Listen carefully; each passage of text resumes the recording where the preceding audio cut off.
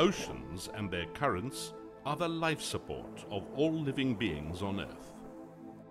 The Benguela upwelling system off Namibia's Atlantic coastline is one of the most productive fishing grounds in the world. Ensuring a healthy Benguela Current marine ecosystem is the key to success of all life in Namibia. A lack of awareness and understanding of Namibia's marine resource management may result in an unfavorable public perception of the predominantly good and positive strides made in protecting the sustainability of marine ecosystem resources. Why is it that the science of climate change and its direct effect on Namibia's marine resources is largely unknown and unexplained to most? These are the voices taking us on a journey into the Benguela Current large marine ecosystem.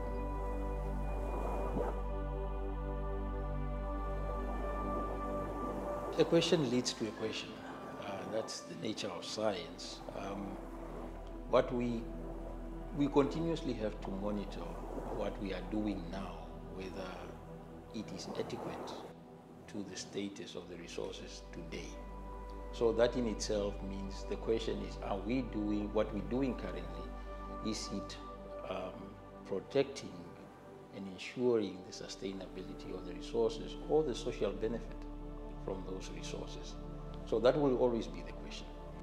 There is so much we don't know in the ocean, and I mean, if we don't even know much about the rocky shore, so just imagine the deep oceans. There's lots of opportunities, scientific opportunities that will contribute in this regard, that could be zoned in on this preserving a healthy ecosystem and managing the Benguela Current, for that matter, as an ecosystem. Well, our marine resources are very important for every individual, and I'm not talking about fish here. Fish, of course, all we can eat, but every marine animal is part of the ecosystem and has a function. And some things that many people probably don't know is that phytoplankton, that's the little plants in the sea, that they produce more than 50% of the world's oxygen. So if we pollute our ocean, it might lead to a temporary increase of phytoplankton, but it might lead to species that produce less and imbalance the system.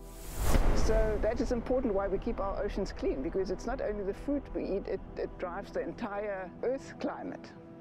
You need to understand how the species live, where it is, then you go and collect your data.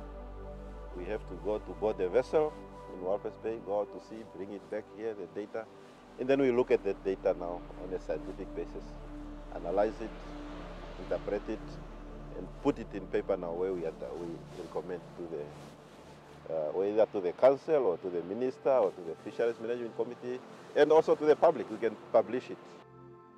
We are internationally recognized as one of the leading operators in seafood production, and we want to build on that, and it's something we want to change, this perception of the negativity that's in general around the fishing industry.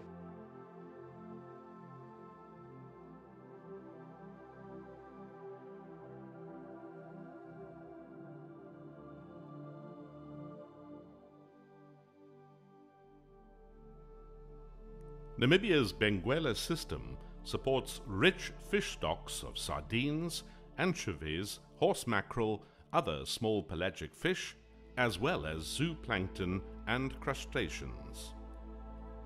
Among the most abundant species are anchovies and pilchards, which suffered from intense overfishing during the 1950s to 1970s. These now largely depleted populations in turn need to support a large biomass of larger fish, seabirds, and marine mammals. Can the ecosystem be supported to ensure their full recovery?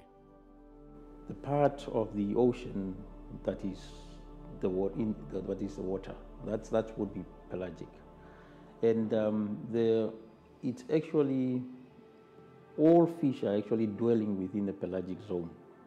If you are standing on a beach and you look horizontally across or over the ocean, you would be looking over a pelagic zone, but the immediate zone would be what they would call the neretic zone. So that is about from the shore to where the water is 200 meter horizontally into the ocean. And beyond that, there will be oceanic zone. The species that we find, so basically all the fish species are within these zones. Within the epipelagic zones, there will be the sardine, the anchovy, the round herrings. Those are the common species that we get here. As you go deeper into the mesopelagic, you will be talking about the horse mackerel, which is probably the most popular at the moment. And deeper than that would be lanternfish and so in the mesopelagic zone. But species as sharks, angling species, the snook, the kapalyo, those are also dwelling within the epipelagic. That's where they feed. Seals feed within the epipelagic zone. Whales and dolphins also feed in the same zone.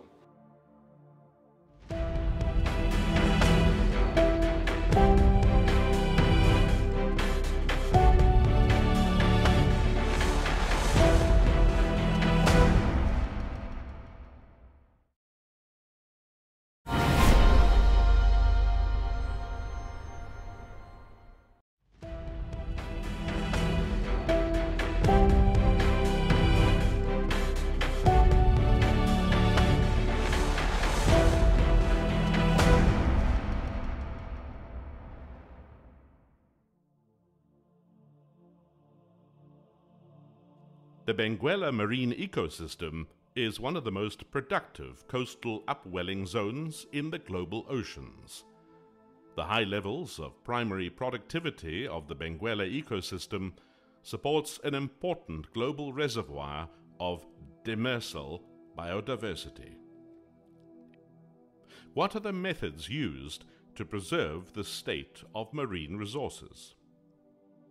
We've got the big Benguela Current large marine ecosystem here, which basically goes from Angola to the southern tip and a bit around South Africa, where other big currents sort of get onto or touch that system. So that's then the end. Then you will have different organisms, you've got a different temperature regime, different oxygen. So an ecosystem is one big system that is bordering other systems, but it does exchange, especially in the marine world. It's not like a box, it moves with seasonality, with winds, with currents, but it's one system where everything functions and has a role, and it needs to function to continue. For any commercial activities with marine resources, you need a type of permit. There are different types.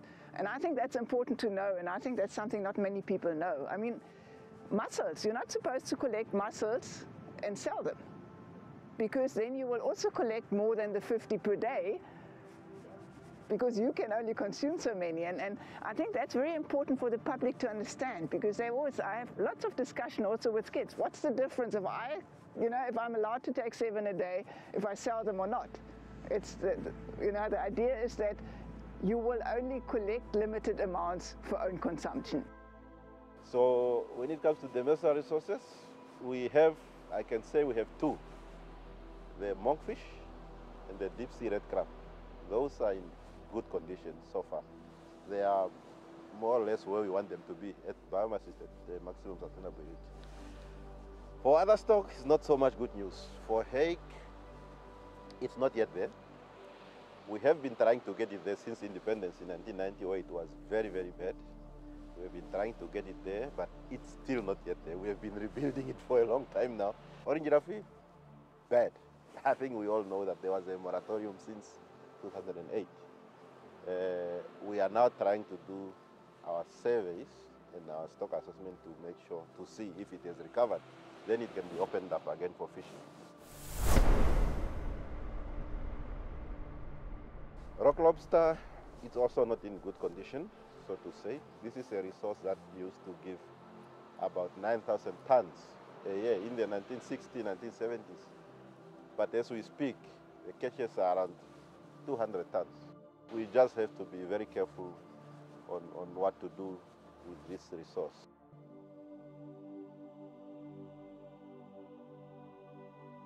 Namibia's coastal desert originates from strong prevailing southwesterly winds blowing inland beneath warmer air layers. The resultant upwelling of the nutrient-rich Benguela Current provides resident coastal communities with an essential source of livelihood by means of artisanal fishing. This plankton-rich current provides a valuable and much sought-after marine resource in the form of lionfish, which should be valued, treated, and marketed on the same economic level as rock lobster. Various sources of evidence suggest that this marine and coastal system and its scarce lionfish resource, which mostly occurs close to shore and out of the reach of commercial fishers and trawlers, is under pressure by anglers, in addition to experiencing significant climate variability and environmental changes. How can the economic value of this important resource be protected to secure further opportunities for long-term sustainability? COP at the moment are not in a very good state. They have been under moratorium now since 2008 because the catches are low. What we do is we interview the anglers continuously or frequently while they are busy on the beach, and we sort of ask them on what they are catching, how long they've been on the beach, and that helps us to see the effort or the efficiency of fishing at any given time. So COP is not in a very good state. If you take Halyoen, probably better, but it's also not very good. So most of the lionfish species are not in a good state as we speak.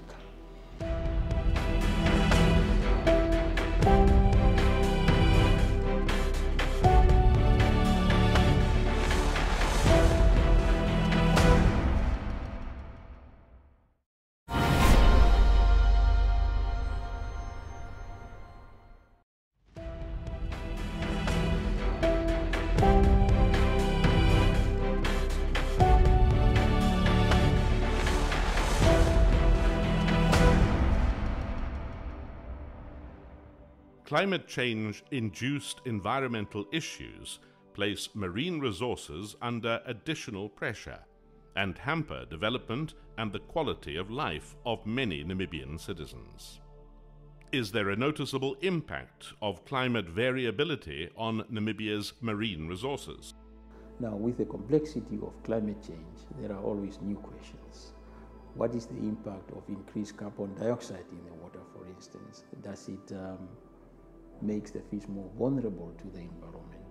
Are there food available to the fish and all that? Also the human activities that we undertake in the water. With the new exploration of all sorts of mining and oil drilling, what are those factors contributing to the well-being of the resources? We know that climate change is a fact, and we do see the effects on the resources. And hence it is important to build resilience, to ensure that there are alternative livelihoods if something happens to a resource.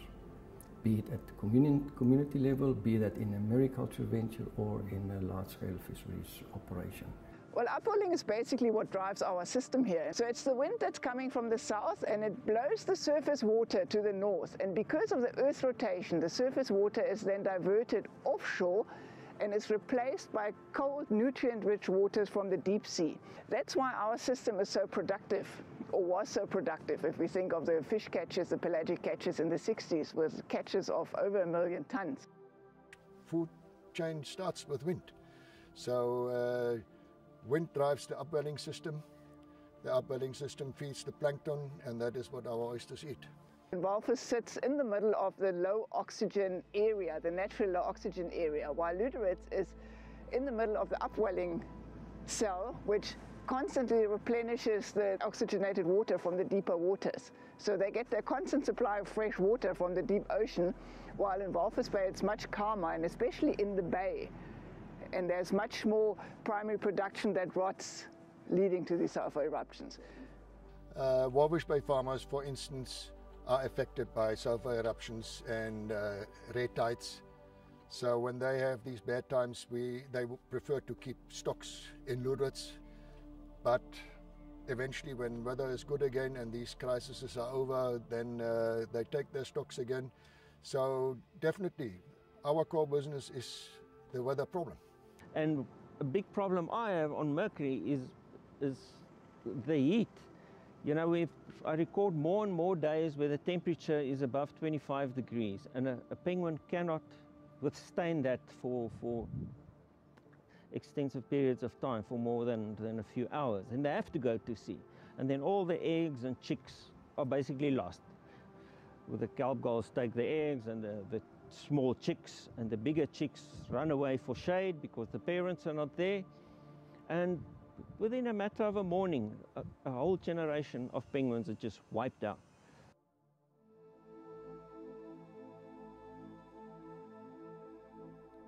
The Namibian Islands Marine Protected Area, NIMPA, stretches for 400 kilometers along the coast north and south of Lüderitz and 30 kilometers offshore. It protects the marine environment of 10 small islands and 8 islets and rocks used by seabirds as breeding sites. What is the overall significance of these islands to the marine ecosystem? I've been working for the Ministry of Fisheries on Mercury Island, it resorts under the seabird and island section. And I've been there for 26 years. It's a world record and it will be for, I think, all time to come.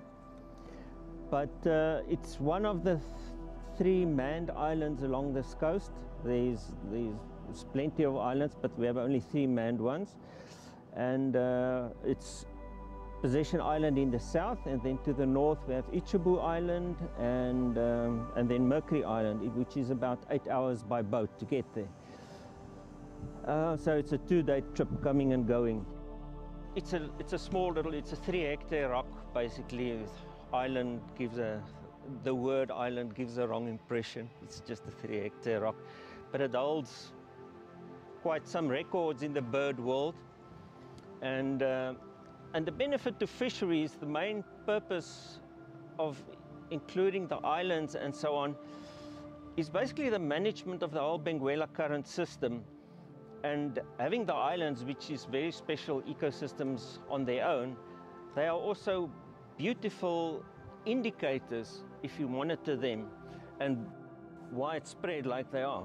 So, yeah, indicators regarding the health of the Benguela Current. And we use the seabirds basically as data points for that. Putting it simple, if it's not going well with the birds, it's not going well with the Benguela Current. So it's just one of the indicators. And Mercury Island, it's got 72% of the global population of bank cormorants, for instance. And 81% of the local population. So you can imagine just a small oil spill close to their feeding grounds or whatever, and that species is basically gone. And the same, it's got the second biggest gannet population in Namibia and biggest penguin population for Namibia. So it's a very special rock and very close to my heart. Yes, and of course these birds, like the gannets, are critically endangered. The others 4 main species, which is the penguins, bank cormorants, Cape cormorants, they are endangered. They are all endangered. Apart from using them as to gauge the wealth of the system, we also do all kinds of projects on the birds themselves to figure out what's going on with them and to read the signs and to extrapolate where everything is going.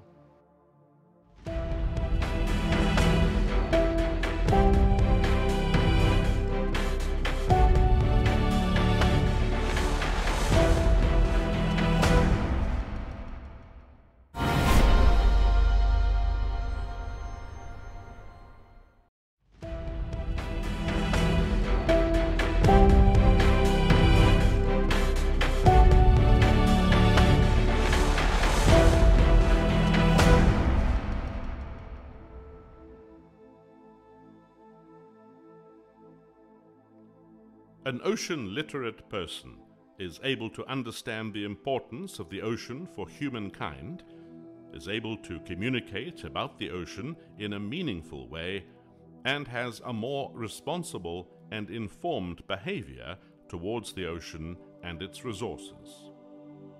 How can young Namibians be inspired to address the environmental and ecological sustainability of the oceans through their career and life choices? Ocean literacy, it's a study about ocean so that we can conserve it. It's for conservation purpose, that we enhance the learners so that they should understand completely that the ocean needs to be conserved and the resources within the ocean needs to be sustainably utilized. You know, there's a lot that your child can learn outside the four walls of your house, but we feel that the education process starts with everybody that is connected to us. So we feel we have a responsibility in-house to make sure our people are skilled, our people know why they are doing things and what the impact of their doings are. So in many instances, it's an education process, and it's an education process that you make sure starts at home. And it rubs off on the industry, because we are, as a SeaWork, basically operates and catches or lands and works about 15% of the hake resource, and that is a big chunk. And if we can convince our competitors to do something right that they maybe are doing wrong, then we've already done quite a big thing in the big scheme of things. So there are formal ways of reporting as required, but we also feel that we are quite influential in setting trends that have an impact on making sure future generations are educated and know that it's important that we protect our resource. We really want to grow the education center. I think there's a lot to learn and a lot that people don't know about animals that they can see from their coast. I mean, you walk down the beach and you'll see bottlenose dolphins. And it's an incredibly abundant ecosystem. You got there, I mean, you saw the hundreds of thousands of cormorants out there today, dolphins everywhere. I mean, we came back on the boat the other day and it was just like whale, whale, whale, whale, whale. You can go out on days and there's 15 boats, inboards, outboards, like loud engines. You do get dolphins that are boat happy. They'll come, they'll jump, they'll play. The heavy sides can be very playful. What you don't notice are the individuals in the back, the mothers and calves, the older individuals who don't like boat interactions as much. So kind of explaining that to them, maybe keeping a little bit of distance. Don't stay with groups too long. If you see their behavior change or they're trying to rest, respect that. The other day there was a mother and a very small calf humpback whale out there. So I called on the radio and I said, hey, it's a mom and a calf. Try and approach slowly. Don't stay around too long. Maybe like let 1 or 2 boats in at a time and then just take turns. And they're all very good about respecting that. They appreciate the wildlife as much as we do.